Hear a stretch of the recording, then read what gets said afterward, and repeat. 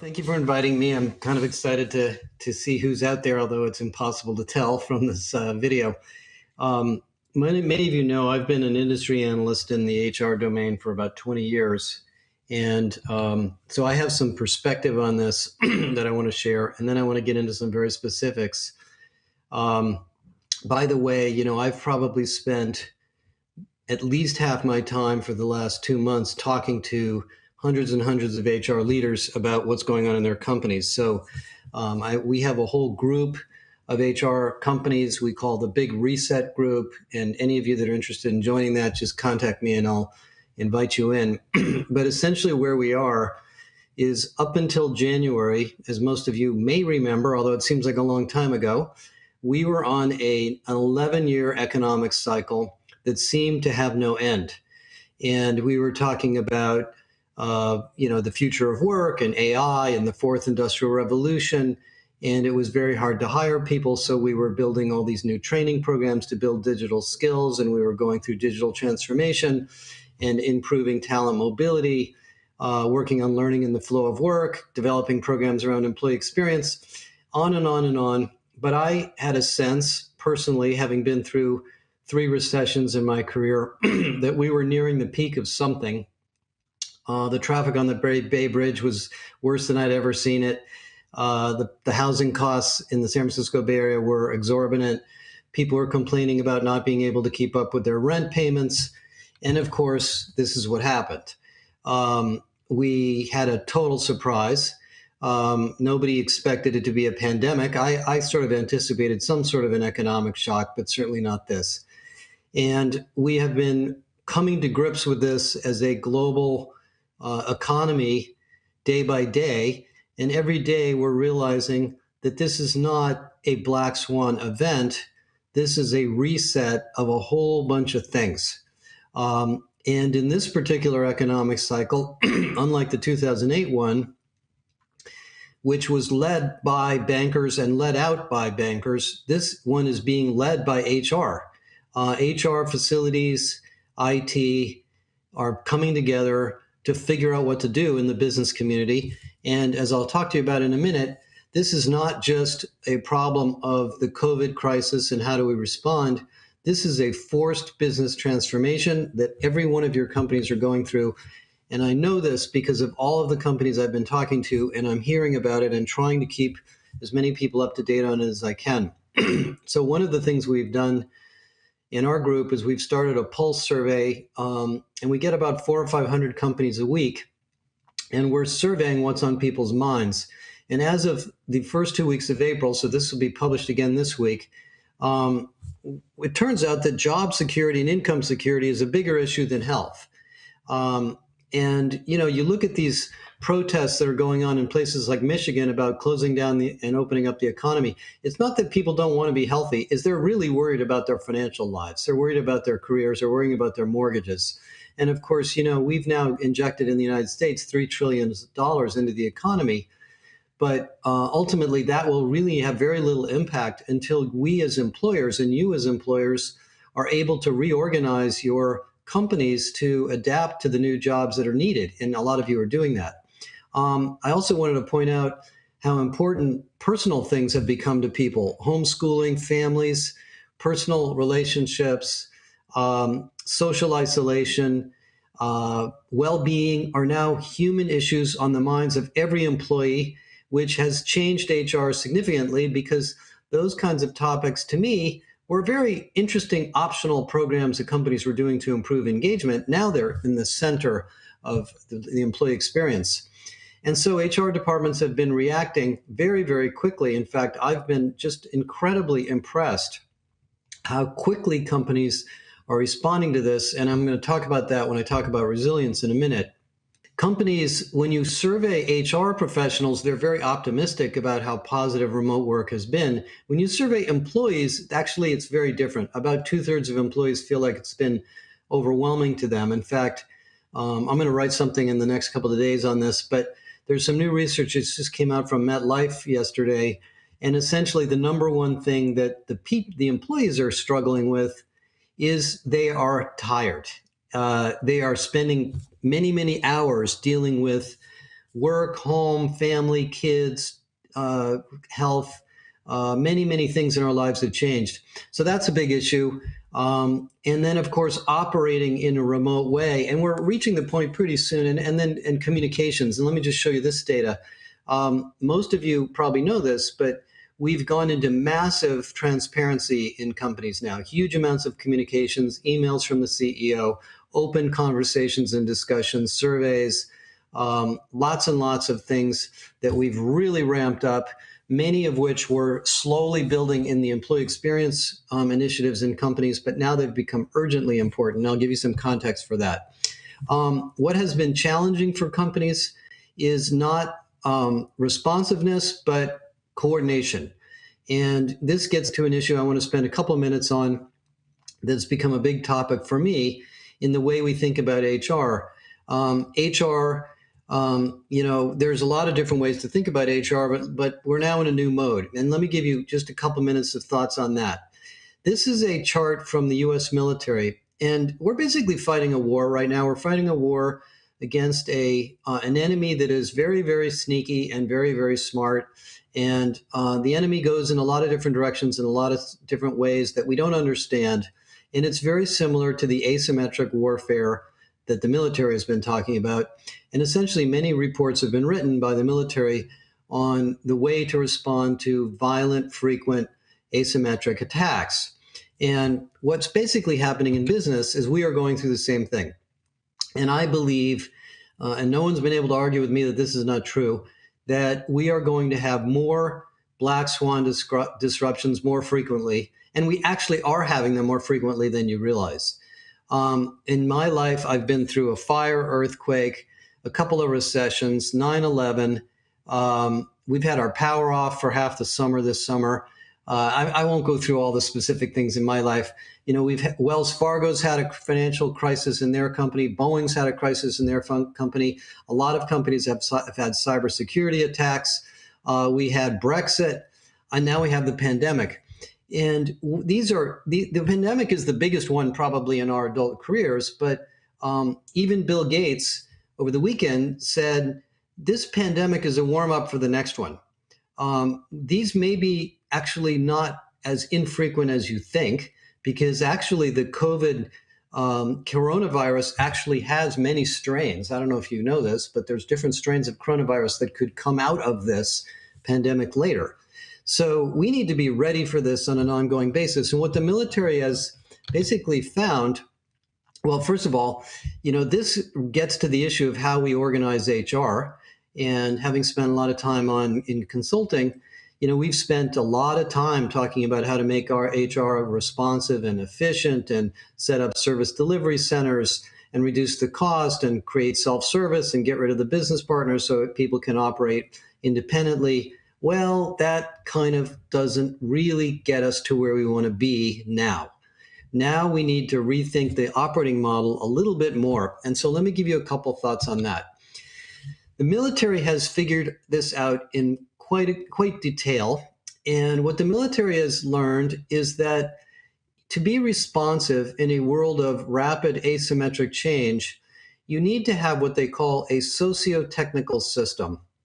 And what they refer to there is that you need technology and data and systems, but you also need human beings that know each other and can communicate with each other on a personal level. And I think what you're seeing in HR, and I'm sure you're seeing this in your companies and all the companies I talk to, is all of a sudden we're throwing people together into projects and task forces and groups, and we're solving things in hours that used to take months, or we're working on them over the weekend and getting them ready on Monday when we thought it would take, maybe a whole quarter to do something. And what we're finding is that the relationships we have between individuals are very, very big part of this. Stanley McChrystal in his book, the way the U.S. fought the Iraq War, and that there were liaison officers that made sure there was tight communication between the various fighting teams. And I'll explain what that means by HR in a minute. Training, the third bullet, expertise, skills of your team, of yourself, having a T-shaped capability of your HR professionals, which is one of the things I've been focused on in our academy for the last year is really a big part of this. Being able to adapt quickly to change. The military calls it ad hoc partners. I would call it ad hoc tools and talent models. Having innovative, creative, curious leaders, and then having a sense of shared awareness. Shared awareness doesn't just mean analytics and data. It means sharing information and data in a way that everybody has the same view. And when something happens in a city or a country, you can respond. And as I was going through this over the last few weeks, I realized every single one of these military disciplines applies to us. And so it's a framework for thinking about how we in L&D and HR can become more resilient and more reactive to the things that go inside of our own companies. One of the big things that comes out of this is the need to have an operating model that allows individual HR business partners or VPs of HR in different countries or cities to act locally. One company calls it the site managers. I mean, some companies are coming back to work in China. And so they're coming up with policies and protocols for hygiene and safety in China or South Korea or other locations that we can learn from in the United States or in other countries or in the UK.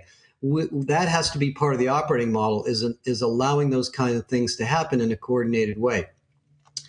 The other thing that we're learning about in this crisis is the difference between individual resilience and organizational resilience. Now, the word resilience is, suddenly becoming a little bit of a buzzword, but I've thought about it a lot over the years because we did a lot of this research in 2008 also. And, what I think we're realizing, and most of you probably know this, is that individuals, human beings, workers, employees are extremely resilient. We fall down and we pick ourselves up. We get injured and then we deal with it. Maybe we have a crisis or a personal problem at home and we somehow pull ourselves up by our bootstraps and adapt. There's stress, there's difficulties in doing it. Organizations aren't very good at that. Organizations have reward systems and talent models and performance management cycles and all sorts of things that are kind of hard to change. And what we're now learning in this crisis is that it is the combination of these two things together that allow companies to adapt. I'll give you an example of this. I was on the phone with a bank in Canada earlier this week, and they shut down 80% of their branches and found that all of these and they're mostly working in small towns all over Canada. And so there's plenty of customers that still need help. And so these branch bankers went home, got headsets, went online, became part of an 800 virtual call center. And what they found was that not only did these people have to learn new jobs, but that the nature of the inquiries coming in was very different than it was before. People were asking for advice, counsel, how to apply for unemployment, how to rebudget myself, what do I do about my benefits, how do I get health care, things that they would normally not do walking into a bank. And so they're going through a massive reskilling or training or upskilling program to turn these people into more consulting-oriented sort of advisors. And what she said to me was, we realized this is a new business for us. So we set off a business transformation group to look at these new business opportunities. And that's really one of the things that's coming out of this crisis is, as I said before, it is a forced transformation for most companies. And some of you are going to come up with new jobs and new business models that you didn't really think were possible before, but actually set the stage for the future. The way we work is different. The way we spend money will be different. The way leaders react and the level of personal empathy that leaders have to have is different. The way we create trust in organizations is different. And then, of course, the role of HR. So this is what I've been doing the last 8 weeks, and it has been kind of an incredibly inspiring thing for me, but, been working probably harder than I have in a long time. I would also say that, all of the companies we talked to are going through stages. We went through the immediate reaction stage. Most companies are past that. Then the stage of how do we respond? How do we quickly enable people to work at home? What are the policies for leave, for vacation, for pay? What are we going to do about the performance management cycle? What are all the new education systems and tools and information systems we need? And now many, many companies, particularly manufacturers, are getting very seriously about what does it mean to go back to work and what are the jobs that we actually will need. And most companies tell me, now that we've been working at home for a month or so, we don't need so many facilities. Maybe some of these jobs don't need to come back to the office full time. And we need a totally different set of safety protocols for bringing people back to the office, the plant, the store, whatever it may be. And, there's some new business opportunities for us, what I call low touch business models. Just like the bank I talked about earlier, we had a call yesterday with one of the world's largest healthcare providers. And they said that because, this is sort of something maybe you guys don't all know, people are not going to the hospital anymore. They're afraid to go. So the hospitals are basically suffering from a lack of demand for traditional services. Yes, there's, COVID cases, but the regular stuff isn't coming in. So some hospitals, Stanford just dropped the pay for all the healthcare providers in Stanford network. But this particular one said, we're going to do telemedicine. So they ramped up their telemedicine and they found it grew by 100-fold in the first 2 weeks, 100 times more telemedicine by hour. Now, so what that meant is that all of the doctors that were on staff or caregivers that were employed by this hospital that were waiting for people to come in are now becoming teleproviders. And the head of HR told us, this is the future. This is not temporary. We are getting behind this full time. This is going to be the way we're going to go to market going forward. This is a this is a Catholic healthcare system that has hundreds of hospitals. So this is a transformation that you have to look at it as a business transformation, not just a response to the crisis. And we don't know how long the crisis is going to go on, of course. It's pretty clear to me it's going to go on for a year or so, maybe a little bit longer. And there will be no going back to the way things were before. The analogy that I like to use is what happened when we had 9/11. You guys probably remember we used to be able to get out of the car, walk into the airport terminal, and walk out to the gate and meet somebody. And obviously you can't do that anymore. We've got the security lines and the x-ray machines and take your shoes off and all that stuff. Well, that's what's going to happen to the rest of our lives. We're not going to be sitting next to each other in restaurants the way we used to. We're probably not going to be crowding together in bars the way we used to. There will be, I don't know what it'll all be, but these are things that probably will go on. So that's a little bit of an intro. I've been doing a lot of videos and we have a lot of programs in our academy on this topic, including this working group, if anybody wants to join. But let me take the next 20 minutes or so and talk about the changes from what we were talking about at the last conference with you guys. And it's funny, if I go back to, all the speeches and articles and things that we've done, in the last year, my conclusion is that everything we've been talking about prior to the crisis is now urgently important in the crisis and going forward. So the first thing is this topic of the future of work. And I know, the whole PAFOW, the last part of that is about the future of work. And, I spent a lot of time on this at Deloitte and, the World Economic Forum and the Fourth Industrial Revolution and robotics and AI and blah, blah, blah, blah, blah. I don't know about you guys. I'm tired of reading about it. We get it. That actually isn't what's been happening. Yes, there's been automation. Yes, there's been AI. Yes, you can talk to your phone. Yes, you can talk to your computer. But the real fundamental future of work is the fact that we're all service workers now. The percentage of the economy that's actually hands-on touching things is around 11 or 12%. Now, those are the workers that are very heavily impacted by this crisis. And maybe that what's going to happen now is those workers are going to see the benefits of automation, presence awareness. There's tools that will tell you if you're too close to the worker next to you, and they'll buzz you so you don't accidentally infect somebody or pick up an infection.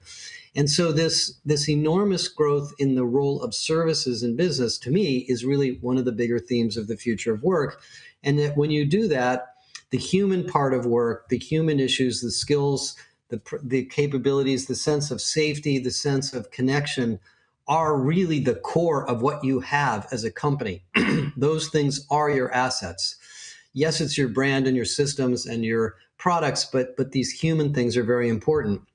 And CEOs were saying this right before the crisis. They were sort of voting with their investments that training, education, talent mobility, new models of leadership, agile organization models, all that stuff was very hot, as you all know, and they were anticipating a recession. CEOs were pretty clearly planning for something. We also were dealing with this issue of productivity, and many of you have seen me talk about this quite a bit. I always thought that the reason productivity had been slower over the last economic cycle wasn't because we were doing anything wrong. It was because we hadn't quite figured out how to optimize the digital, always-on, hyper-connected, service-oriented jobs we were in. And now the problem is a little bit more complicated because we add to that distancing, working from home, and better and even newer tools. So productivity comes up in the research that just came out from MetLife as very important part of the engagement problem we have today. And in fact, because people are working from home and they have kids and dogs and parents and other issues interrupting them at work, most companies are saying, yeah, we want you to be productive, but why don't we just focus on the most important things, and you take enough time to get your home life organized, and we'll maybe relax the performance issues we have. And so there's a kind of a new concept of productivity emerging. One of the things that's also a little bit historic now, but I think it's something to remember, is that right before this all happened, people were beginning to worry about creativity. If you look at the statistic in the middle of this chart, it's funny. I've been meaning to write an article on this. For many, many years, we had this push to innovate, innovation. The innovator's dilemma, from Clay Christensen and all these concepts. And we always thought innovation was sort of a science. Even John Hagel used to talk about it. Well, if you do this, this, and this, and this, you'll be more innovative. And, there's a lot of truth to that, but actually it's not. Innovation is a sort of a personal thing. It involves having a sense of curiosity and creativity in the individuals in the company, and then creating a sense of psychological safety so those people can actually try out and experiment and implement the new ideas that they have. And actually, that's one of the things that's coming out in this crisis, is people are being given the freedom to be more creative because we don't have time to micromanage everything we do. The other thing I want to mention is stress.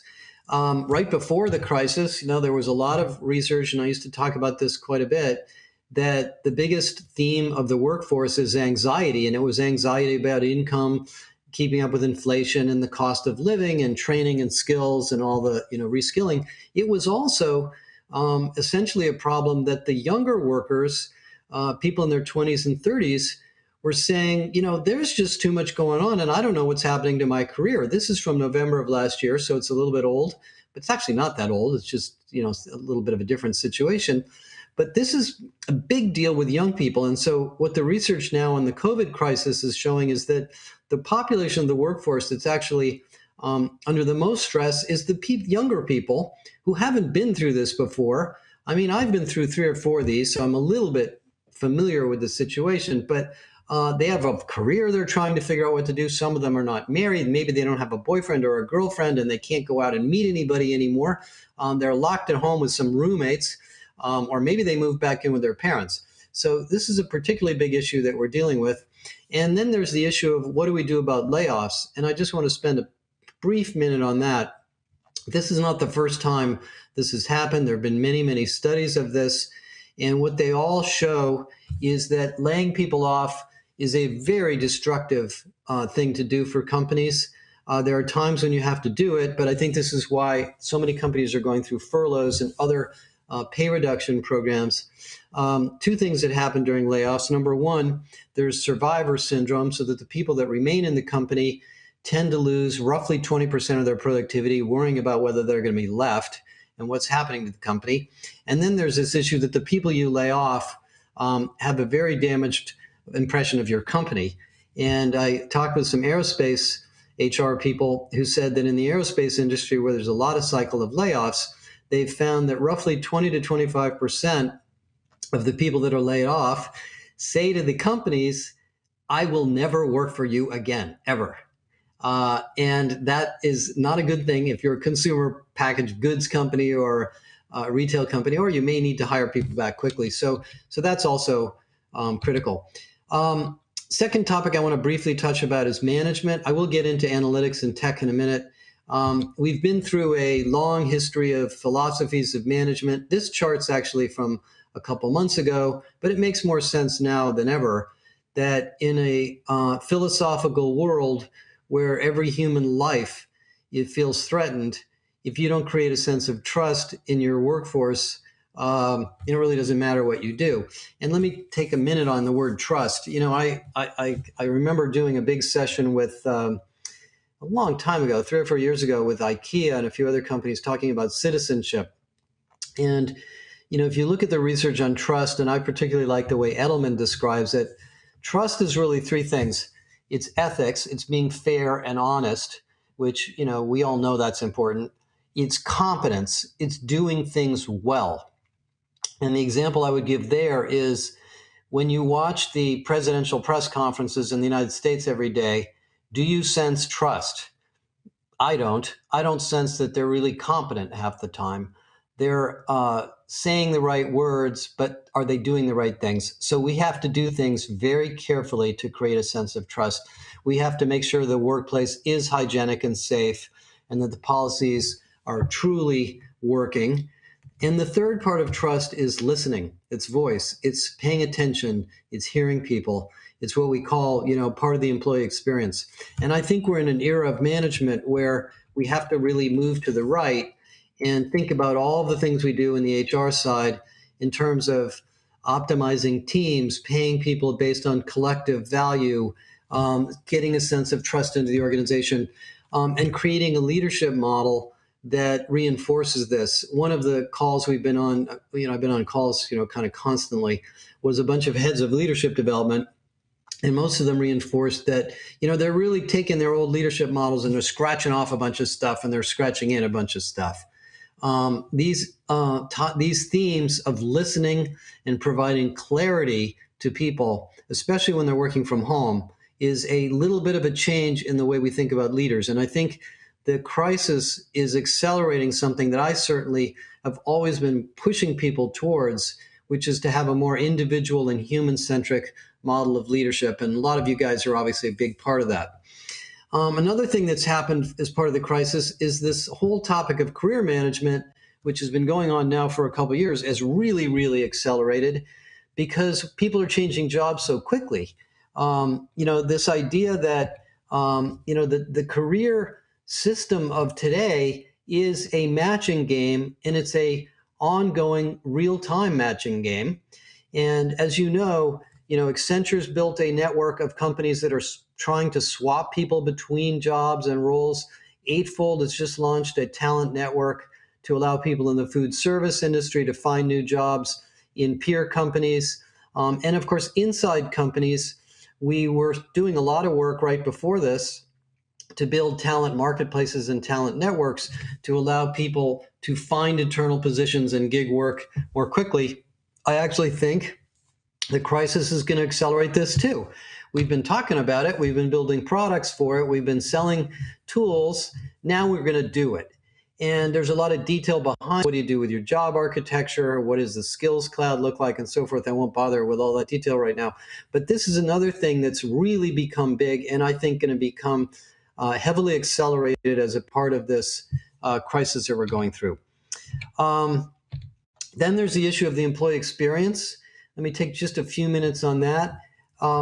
I think most of us and most of you were working on this at the higher levels of Maslow's hierarchy.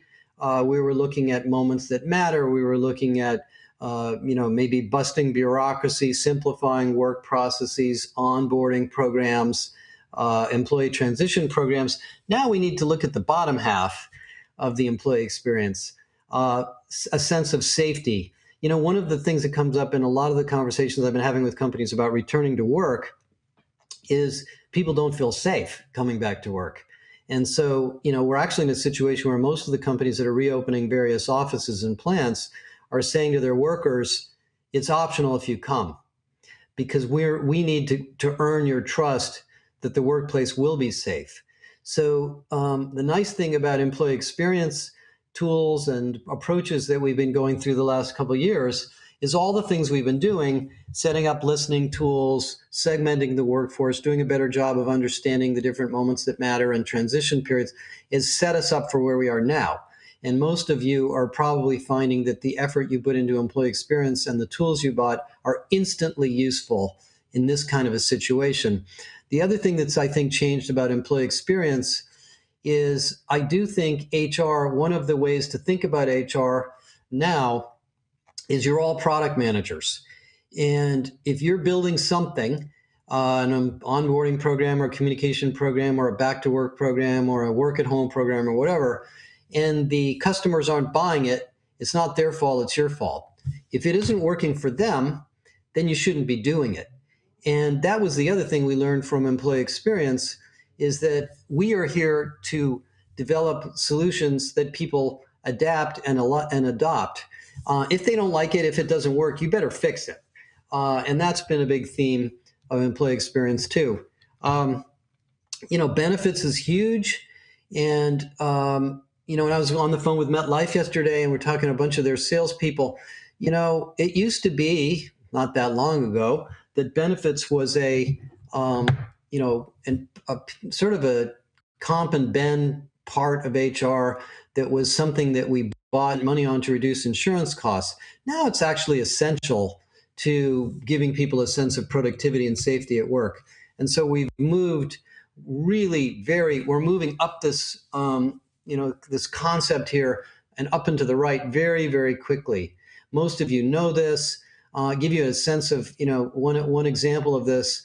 Almost every company I talk to tells me that their training volumes are skyrocketing. People are spending a huge amount of time learning, looking for tools, trying to figure out how to be more productive, looking for help on psychological support, on how to manage people remotely, how to be resilient, exercise classes, all these, you know, even cooking classes, education for children. These are all sort of leveraging this well-being concept, also financial well-being, to be very, very essential in this new world, all with the goal of not being a benefit, but actually making the work itself sustainable and productive. And so that's what's a little bit about what's been going there. And I think we've sort of reframed employee experience now, at least for the next year, to be very rapidly changing and very dynamic. We're going to be launching a big employee experience program in our academy over the summer, and you'll see the stories in there about how companies are doing this. It's actually one of the most exciting things. One of the most exciting things in HR. And then there's the issue of working at home. I've worked at home a long time, so I'm pretty familiar with the pros and cons. But a lot of people have not. More than 50% of companies did not have a work at home policy before this. Most of them do now. And it's complicated. It takes a while to figure out how to do it. There's the tools, there's the policies and rules, there's the norms, and then there's the culture of safety and resilience and listening and trust. You really have to trust people when they're working at home because you don't really know what they're doing all day. And so this is also another big part of, I'm sure, all of your initiatives. Give you an example of how big this is. We launched a program in the Academy called the Remote Work Boot Camp. The first week, almost 900 people signed up for it. So there's a gigantic demand for individuals and HR discussions about what does it mean to work at home and how are we going to do it and how are we going to manage it, and many, many things we kind of didn't talk a lot about until early this year. And then there's also this whole issue of how quickly employee experience projects are getting addressed. You know, the 6-month consulting project on employee experience has now turned into a weekend project. Or we build an app in 3 days and roll it out. Or we run a new report in the analytics system, and we respond by the end of the week. So this is also cool. And then I think a lot of you are going to start looking at some of these new diagnostic tools too. And this is an amazing thing to me. I'm just sort of, amazed at this, and I'm sure it's going to be flooding into our inboxes. All these new tools for contact tracing, distancing, remote monitoring, obviously organizational network analysis types of tools, all are going to become part of the workplace. And I've had quite a few calls from reporters asking about this. This is going to be emerging pretty fast, and I think it's going to be part of our whole ecosystem. Obviously, remote work surveys. These guys threw out a bunch of cool surveys earlier this year, and they told me that 100,000 people downloaded them the first week. 100,000 people. That's a lot. So, obviously surveys, and then really having more intelligent tools behind it. I won't spend a lot of time on this, but there is a huge evolution of the employee experience technology market going on too. And we can talk more about that later after we get a little bit beyond the crisis. In terms of learning, let me just take a few minutes on this, and then I'll jump ahead and finish up. It's being consumed at a very heavy rate. All the online learning investments that you've made over the years are now paying off. I've been involved in online learning since 1998. This is the second or third time we've had a massive shot in the arm for this industry. It was a great idea in the year 2000. It was a great idea in the year 2008, and it's a great idea in the year 2020. Explosive growth. People are finding time for it. Many tools, many content providers. You guys know all about this. I won't spend a lot of time on it. But the big thing that's now becoming very real is what I've been calling learning in the flow of work. It was kind of a concept when I first dreamed it up, and a lot of people were kind of interested in the idea of it. Now it's actually happening. If you look at the explosive growth of Microsoft Teams, for example, most companies that are Microsoft shops, which is most companies, have turned it on now, and they're seeing enormous rapid growth in interactivity. And most of the vendors in the HR and training space plug into Teams. And so we're actually getting to the point where Teams, Edcast, Agreed, whatever your sort of layer is for learning, can provide access to a vast library of content. We have it plug into Teams for our academy. Cornerstone's working on a massive thing in that area. So all of these things are moving into a much more context-sensitive world. But even as that happens, I want to remind you that that isn't going to be enough. You as an HR person, as an L&D person, have to arrange the content into what I call a capability academy. And I won't spend a lot of time on that because we don't have a lot of time for this right now, but a remote work academy, a sustainability, well-being academy. People want to know what is available in a topic, and they want to know all the things around that topic that are helpful to them. They don't just want to have spews of content coming at them from different places. And so I think this is continuing to be an important initiative. And by the way, I don't think the L&D market is going to suffer much from this particular recession. Most companies tell me they're investing more in L&D faster than ever. And, I don't think it's going to be a dark days for L&D. I mean, we've been through this before. Most L&D providers get a little freaked out when these kinds of things happen. But I think if the providers can adapt to the needs that companies have now, they're going to find there's massive demand for this, because this is essentially what people want when they're under stress. I won't spend, I'm going to skip this stuff on the tech market. Let me skip ahead for one more thing and then wrap up. Oh yeah, analytics. Since you guys are big into analytics, let me just sort of reinforce this. The analytics world is becoming extremely important. You guys know this. Not only do we need the people data on who's where and who's at home alone, and how many people do we have in this city versus that city, but we want to match that up against virus data, regulatory data, local data on policies that are happening in different countries, travel, all of these things that are COVID response reactions are integrating with people analytics. So for all of you guys that have been working on people analytics for the last 2 or 3 years, this is your day. you are in the hot zone now because people desperately need this data. So that to me has been great. And then, of course, there's this issue of what do we do with the HR function? And let me just take 2 minutes on that. I thought about this a lot. And, when we academy, the reason that I did it was because I was convinced that the HR profession wasn't really a profession, it was a craft. And that most of the great ideas and the great practices in HR were not coming out of a book anymore. They were coming out of great initiatives and great creative ideas from vendors or individuals or companies. And so this idea of HR being an innovative business function is really being proven right now. You're earning your pay right now more than ever. We're finishing a study right now with IBM, and we've been categorizing HR departments into different levels of maturity. And what we found is that the ones at level 3 and level 4, which are the ones that are driving the highest level of impact, are extremely focused on operating model, on data, on coaching and leadership development, on employee listening, all the things you guys know a lot about, and distributed intelligence of their senior business partners, which is what I talked about at the very beginning. And as part of that, the companies at level 3 and level 4 in this model are spending almost twice as much on the development of their HR people and their HR teams.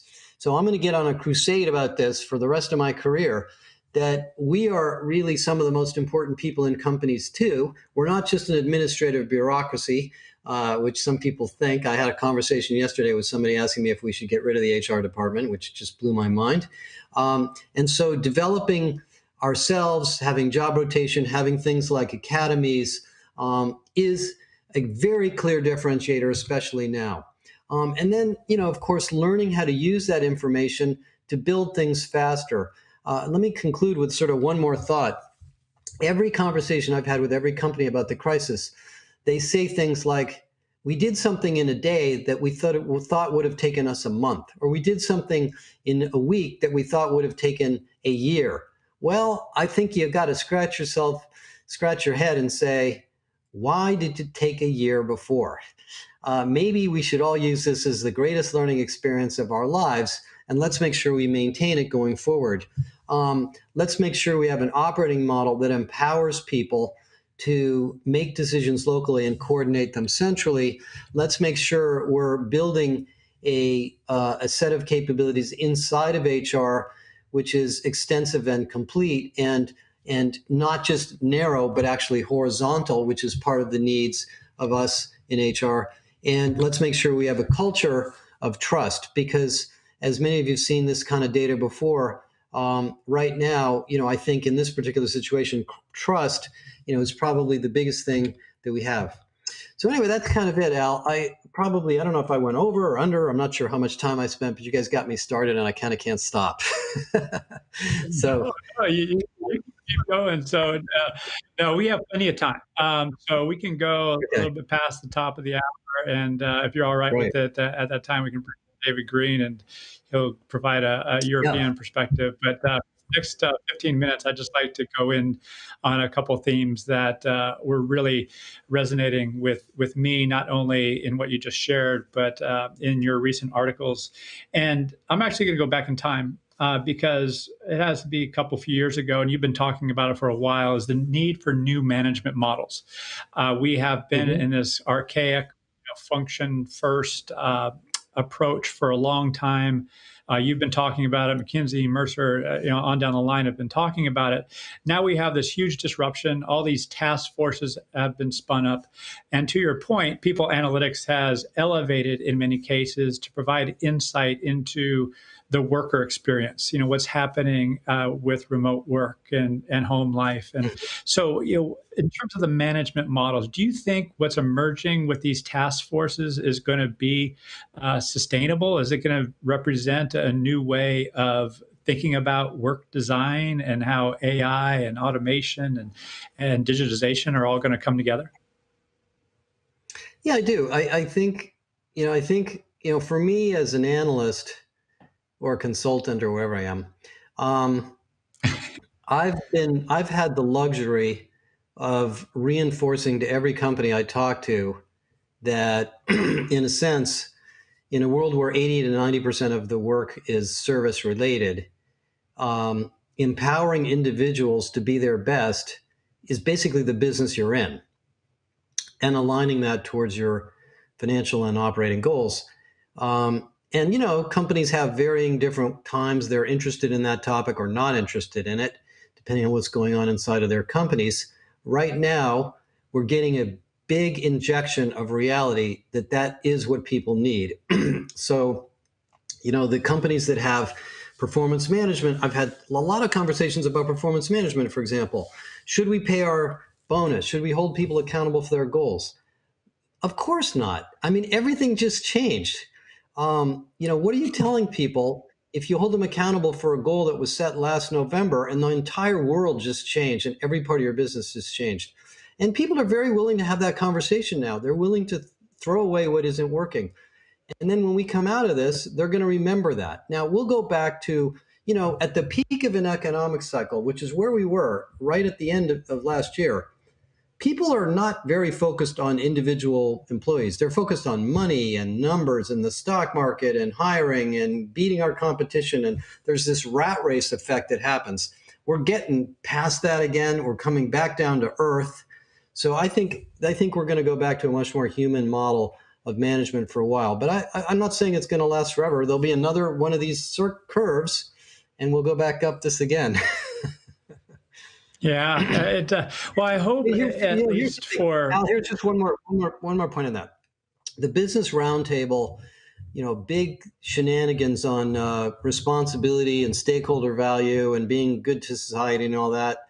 All that was a big thing last fall. And then we found out that companies were paying, huge amounts of money to stock buybacks, not increasing wages, not paying the minimum wage, and they kind of got caught. Well, now we have even more reinforcement for them to behave that way. Yesterday, there was an article in the Financial Times that Disney's CEO is still making, I don't know, he made $100 million last year. I mean, and that, they're embarrassed about that. So, I think it is happening now. Well, and I hope, for reasons that you're touching on, that it's sustainable. We're obviously having this awakening now. And one of the things that we're waking up to is Dr. Jeffrey Pfeffer presented in San Francisco at our event, and he talked about not only HR, but people analytics being in the well-being business. We have a unique opportunity, and I would say responsibility, to shed light on what's happening with people. What are they thinking and feeling, and what their ideas are? And particularly now, people are working from home. They might have families, loved ones that they're taking care of. And what's happening is, not, you mentioned anxiety earlier. And we talked about this notion throughout the 2 days leading up to this point that people's calendars have just exploded. They're just back to back. You even said it earlier. You're just, in back to back calls. So our capacity is getting strained. Yeah. And so you mentioned in one of your points in the big reset, doing less with less, correct me if I'm wrong, yet we're doing arguably more with less. Can you speak to that, and where do you think we're going with that? Yeah.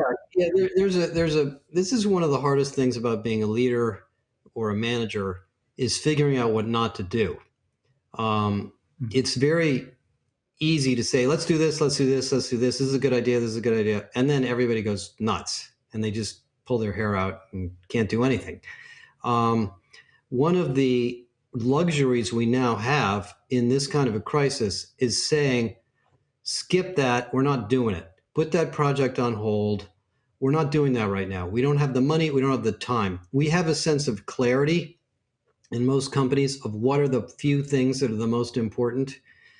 And that's what I mean by doing less with less. That theme, actually, we came up with in 2008. And I remember it was at our conference. It was the Impact Conference, for those of you that were there. And the way it came up was companies coming to us and saying, my budget's been slashed by 15%. What do you think we should do? And I remember having many, many conversations saying, well, you got to stop some things. So that's why this sense of clarity came up in that chart about leadership. Great leaders create clarity. What is the most important thing I should be doing today? and what can I skip? And if you give people that sense of clarity, they actually are happier.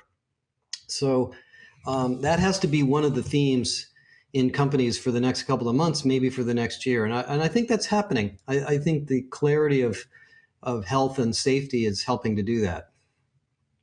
Yeah, well, thank you for sharing that. And just for the audience, we have a Slido open at our conference hub at PAFOW.net. It'll navigate you there. So if you have questions for Josh, please jump in there and ask. And I have a couple more, Josh, before we bring in David Green, and we'll bring in some of those questions, if that's all right.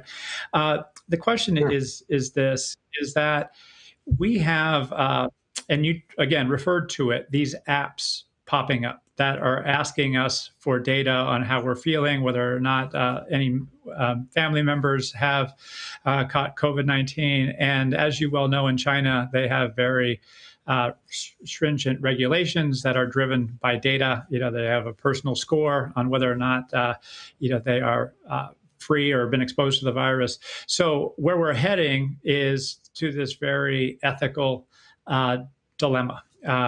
Do we share our data for public benefit, or do we continue to preserve our privacy? And historically, that has been out of scope of people analytics professionals. However, it's now very much coming in scope in some cases. So my question to you is, what do you think about this emerging trend where, there's apps and they're carrying this data? Is it the government's data? Is it the app provider's data? Is it the individual's data? Is it the organization's data? I mean, what are your thoughts there? Well, obviously, the number one issue is trust. Who's got the data, and do I trust that organization with it? So I'm not that optimistic that we're going to give the data to Google and Apple, who have this giant program where they're trying to get all this data and use it for our best interest. I have a funny feeling that's not going to go over. But I think employers have been doing this for quite a while. I mean, I think most of you as bigger companies have a lot of data about your people. You have their ONA data, you have their location data, you have their travel data, you have their pay. I think a well-run company program like this will be very helpful to people, and I think people will be okay with it. It gets back to the 4 dimensions. I did a model a while ago on the 4 dimensions of trust in data. You have to make sure the data is secure. You have to make sure the data is private, that it's protected, that it's unbiased, and that it's not used for the wrong purposes. You don't want to use it for performance management, for example. But I don't expect it to be a big problem. I think people who walk into a manufacturing plant or an office and we're worried about whether there's virus there, and the company says we've got a database system that will help you stay out of trouble, I think most people will be okay with that. And it'll be one more, revelation of a world that we didn't expect to have that just did happen. So I think it will happen. And I'm seeing a lot of these apps getting companies ready for this. And I wouldn't be surprised if Microsoft and some of the other big vendors take a, pretty significant role in this too. Yeah, I'm hopeful. I'm also a little like this, particularly given that we have a European audience. With GDPR, they're going to have certainly something to say and probably lead the discussion globally, as they have done with privacy. So I'm going to ask one more question about learning, because you mentioned the capability academies, and you also mentioned that learning providers will get through this, and because people have to reskill themselves. They have to be agile, and that's a term that also gets thrown around a lot. But since you have a learning background, you've been in the domain a number of years, and now you have your academy, how are people going to self-develop? Do you see that being the trend, as opposed to organizations being prescriptive and actually knowing what courses to take? The onus goes more on the individual, given the anxiety. Yeah, there's that chart. I don't know if we want to go back to it again. Let me just show you this picture. There's been a little bit of I don't know if even people can even see the slides, but there have been a little bit of an over rotation toward the Netflix of learning. That isn't really what people want. That's a step toward what they want. What they really want is a Netflix, a curated directed Netflix that tells them what are the most important things they need to learn for their job. And then they want to browse around Netflix when they have time to learn the things that, they're just personally interested in, or they think are part of their jobs that nobody ever realized were part of their jobs. So the LXP market and the online, in the flow of work market has been explosive for people, because we've gotten to that green box where I can log into my corporate learning system, and it can be like Google, and I can search around and find cool stuff. But, after a while, I find 15 articles on this topic, and you're like, okay, I don't have time to look for all this stuff. I don't know which one's the most important. I don't know which course to take. Even 1-hour courses are often too long for people. So the idea of the Capability Academy is go back to the professionalization of L&D, and we need to take some time on our side as the HR people and build the arrangement of content that people takes them where they want to go. I mean, our academy is that. I mean, we aren't building a Capability Academy for anything except HR. So that's all we're doing all day is thinking about that. And that's complicated enough. There's hundreds of topics in there. And we are trying to give people journeys that are very prescriptive. You want to be a data-driven HR person? This is the path. These are the things you go through. These are the outcomes you should expect. Now, you want to go browse around and read an article on AI and read an article on, or watch some guy talk about security or something. Sure, you can do that. But we want to tell people where they need to go and give them a path. So I think it's both. I think it's self-directed and directed. And companies know this. I mean, I think L&D professionals know this. And the LXP market has gotten a little bit ahead of itself with all this Netflix stuff, but at least it's relieving the pain of it's all locked up in the LMS and I can't find it anyway. So. Right. Right. Well, yeah, thanks. Do you have a few more minutes? I want to bring in David Green to have him ask a couple of questions. Is that all right? Sure. David, yeah. There he is. Hey, David. You want to ask a question or two? I'll just take myself off mute. Good to see you again. Yeah, you're well.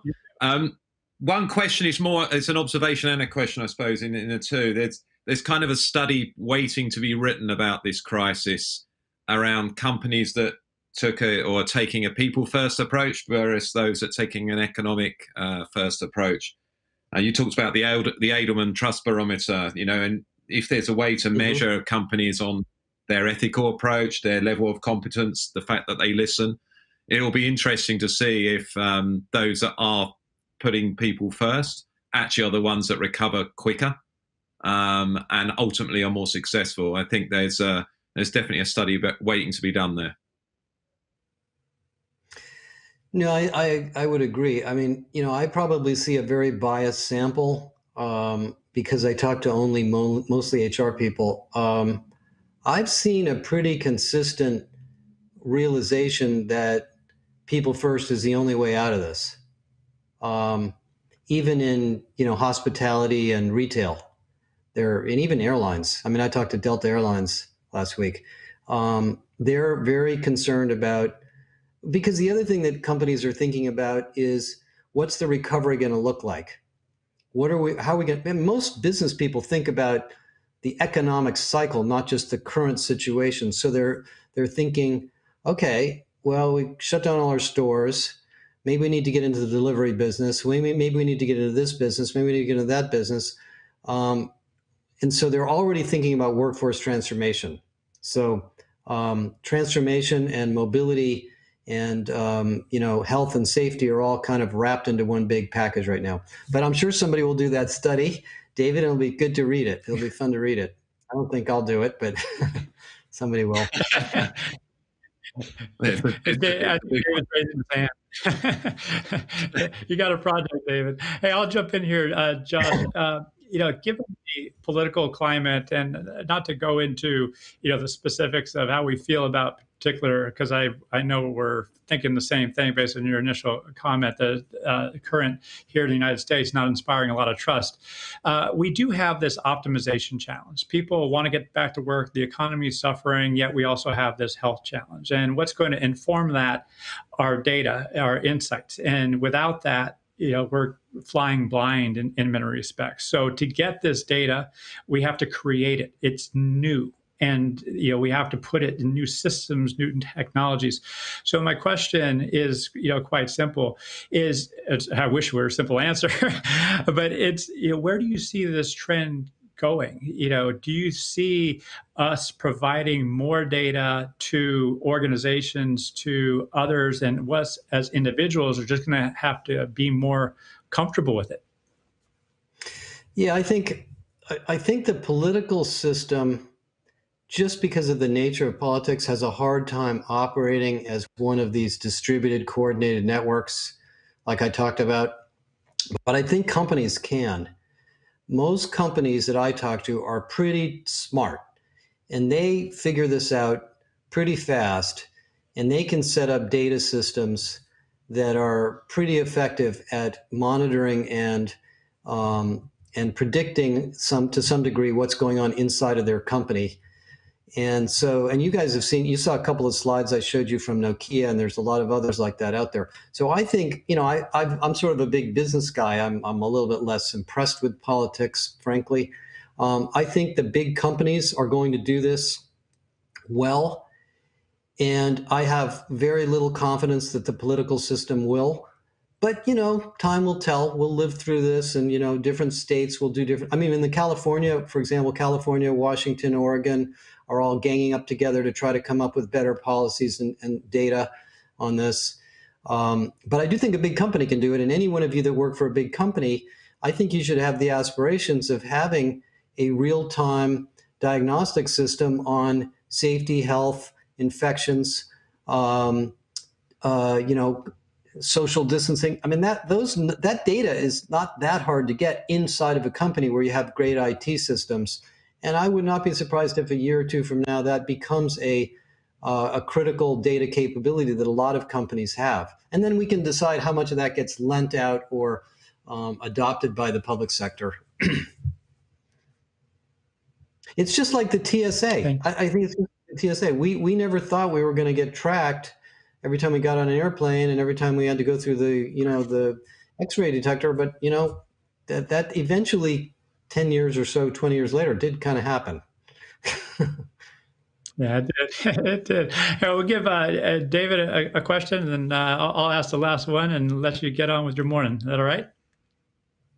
Sure.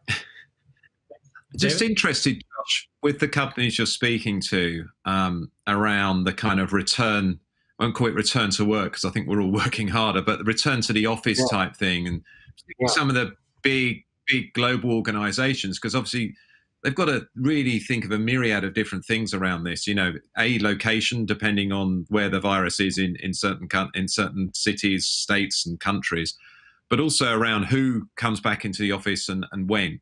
And I just don't know if there's any insights that you've got around that would be helpful to share with this audience, as it's people analytics teams. Well, I mean, the parts of the global economy that are dealing with this are both companies in China and South Korea and some of the areas that are further ahead, and also manufacturers. White collar is behind blue collar, and for example, all the pharma companies are operating at 110% capacity. People like Baxter Healthcare I talked to this week, they're operating at a very high rate. So they have, I just wrote an article on this, and there's a big document in there from Lear, which is a manufacturing company. It's a 100-page article on the safety protocols for coming back to work at Lear Corporation.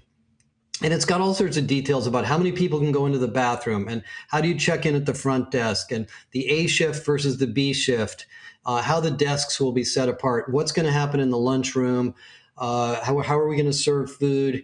I mean, there's a lot of stuff that we're going to start thinking about that we haven't thought about for maybe ever in companies. And the manufacturing firms are now addressing this. And in our group, this group that we set up, we're really just allowing people to share the things they're developing with each other, and then they're dealing with the issue of how do we create a sense of safety so people are willing to come and clock in the morning and hang around all day. I mean, obviously the healthcare providers and the hospitals have been having to do this too. Oh, is there enough PPE? Who pays for the PPE? That's another big topic. Companies aren't used to having masks and all sorts of protective equipment sitting around for people to use. So I don't think it's a massive trend yet, but there's quite a bit more of it going on than I realized. And for those of us in more white collar jobs, I think we're probably going to deal with it maybe over the summer and fall. And whereas I think some of the manufacturing companies are going through this right now. Okay, thank you. Nice with that, and this could be the last question, but it's a bigger one, so you don't have to go too deep into it. It's around digital transformation, Josh. I think you referenced that meme that has been going around. COVID-19 accelerated the digital transformation. At the same time, particularly in people analytics, we've been either leading or contributing to workforce planning processes. We've been expanding that role to involve outsourced providers and contingent labor, and now we have this situation where it's all kind of blurred. And so I'm just thinking that if you fast forward 4-6 months down the road, is our language going to change? Is it still digital transformation? Is it, we talked about the notion of perpetual work design, not that it's a great name, but certainly go through scenario plannings on how work is actually going to get done. So again, to add a little bit to that, how do you see HR and specifically people analytics playing a role in that? Well, the phrase digital transformation was a great phrase when you were a box retailer trying to go online. Now it's kind of a silly phrase because everything's digital anyway. So there really isn't a digital transformation. It's just a transformation. I mean, the COVID transformation is the transformation to what I call the low-touch economy. And digital is a part of that. How are you going to go to market and sell and deliver and build and support customers when they don't want to stand right next to you? And that's kind of a big deal. There's all sorts of aspects to that. And how do you say, like when I get onto an airplane, do I know if they just cleaned it or not? I have no idea. I have no idea what they did. I don't know if I'm going to get on an airplane that hasn't been freshly cleaned and verified that it was cleaned. So that is not a digital transformation. Now, it may be that digital is part of that. So I think we can sort of take that digital transformation thing and sort of put it aside. I think we're past that. This is a transformation into safety, health, trust, and serving customers in slightly different ways that protect their safety and health that's important to them, but still give them incredible amounts of value. And we just are going to use data to do that. I think a lot of companies are still a little bit behind in their digital transformations. A lot of companies think if they bought Workday, then they were going through a digital transformation. And what they basically found was that wasn't a digital transformation. That was a new ERP system. So I don't know what phrase will stick, but I don't think it's digital transformation. And I don't think it's going to be future of work quite so much. I think future of work, to me, is a little bit of a dated concept around the fourth industrial revolution and all that. I think we're in a new era of trust, health, safety. The other thing is we're not talking about global sustainability, but actually one of the arguments as to why this virus was created, it was because of global warming. It was because of the patterns of mobility of animals. So there's going to be more of, I think, a concept of doing business in a sustainable, healthy, safe way into the next decade, and digital will be a part of that. That's my guess. I'm as sensitive to those words as you guys are, and I'm always trying to figure out what is really going to get people's attention. Likewise, and that's where we started today, citing a Chinese proverb: the beginning of wisdom is calling things by their right names. And I don't think we're doing that. And I think this disruption has an opportunity to actually align, at least on an organizational level, what the heck we're doing. So we'll see what emerges. We'll go David real quick, and then I'll do a quick thank you, then we'll sign off. Sound good, Josh? So David, any closing comments from you? It's interesting what you were saying, Josh, about the climate thing, because I was reading some stuff in the UK today around public perception on whether the airline industry should get a bailout. And a high percentage, over 90%, was saying that only if it's allied to responsibility around climate. So I think, maybe it's going to help accelerate, the climate change that we clearly need in the world. It could be interesting. Well, and the funny thing about the cosmic, there is a cosmic justice to this. This virus is the best thing we've done for the air quality in 30, 40 years. Isn't it funny? I mean, the environment is beautiful now. Nobody's driving around. So there's a sort of cosmic justice. I think in some ways, Mother Earth got back at us for what we were doing, and now we have to adapt. That's one way to think about it.